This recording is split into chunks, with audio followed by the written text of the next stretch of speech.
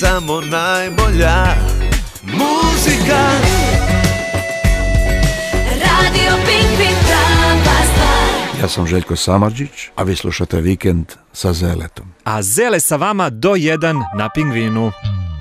Željko Samardžić pre arene u studiju Pingvina odgovara na ili pitanja. I Željko, hoćemo li da počnemo? Ajde. Ajde, krećemo. Žene sa šeširom na glavi ili žene sa ružom u kosi? Pa i jedne i druge. Zar moram birat tu? Pamti pa vrati ili dođe maca na vratanca? Dođi maca na vratanca. Život u Mostaru ili život u Beogradu? Čeznem za životom u Mostaru. Prasence ili jagnjence? Pa pola i pola, zavisi od raspoloženja, ali volim jedne i druge. Pantić ili Šojić? Joj, volim i Pantića i Šojića, obožavam jednog i drugog. Željko Joksimović ili Željko Vasić? Pa ja sam nekako prisniji sa Željkom Vasićem. Stari lav ili ljubavnik?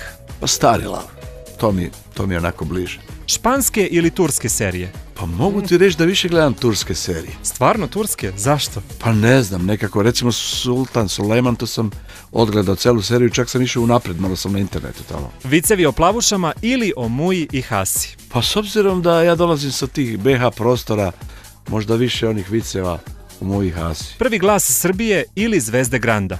Pa prvi glas Srbije, mada iskren da budem, čujem tako dobrih pevača u Zvezdama Granda, da pomislim jao, da hoće da ih nekad u životu zakači neka dobra pesma, pa da sjaje punim sjajem. Lepa Brena ili Vesna Zmijanac? A Lepa Brena je po meni daleko najveća zvezda sa prostora ex-Jugoslavije. Obeležila jedno vreme. Što duže to bolje ili što kraće to slađe? U mojim godinama što kraće to slađe. Kravlje ili magareće mleko? Nisam nikad pio magareće, ali kažu da je izuzetno kvalitetno. Crnogorsko ili Hrvatsko more? Nekaka seta me vuče na Hrvatsko primorje. Zemunski kej ili Ada? Ja idem od 25. maja pa do Ade i nazad, skoro svaki dan, onako brzi hod. Zauzete brbljivice ili slobodne žene? Nema veze što je brbljivice, bitno je kao da je slobodna. Željko, hvala vam puno. Samo najbolja muzika.